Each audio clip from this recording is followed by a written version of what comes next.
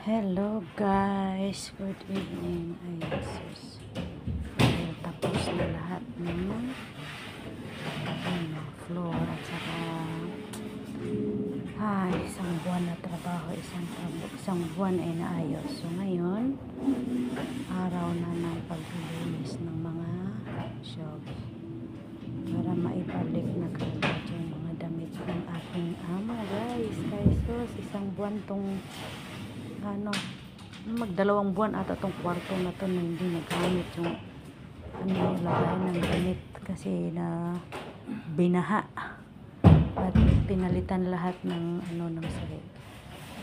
So isang buwan ko rin yung hindi nalinisan itong kwarto na yan. So ngayon sobrang alikabok. Grabe ang alikabok sa loob ng dalawang buwan. So ayun lang ka. Kuyawan ang mga chismosa. Bunker day ko. So guys, ako na siyang giusa-usa diha no. Giusa-usa ra jud anak ko siyang taman-taman. Gilimpyuhan, gikat-kat, ginaog, gisuong-suong. Sos kay para gud malimpyo. Ang resulta di pa maulan pag-ayo. Kay tibok adlaw yung nagtrabaho guys. Sus, kapoy mga ita kwarta kapoy jud kay mga ita kwarta. Kamang-kamanga gyud ay. Kamang-kamanga gyud sa taman para gyud mga limpyo kay sus.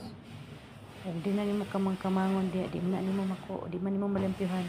Kaya bisan pag mohigda-higda ko anang mga shelves maarang gyud ko magsakto kay ko diha mahigda-higda kay porting dagkuan yung pagka-shelves. Mga butanganan sa sinina, sa mga sapatos o mga unsa-unsa pa diha. Hindi ka mga gyud pag-ayo kay porting yung pagkalikabuka ng dapita.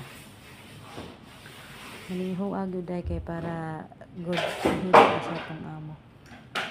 Basin di ay hapit na rabang Disyembre. Basin di naatay laing sobre aning maabotay. Di na lang ta magdahom guys.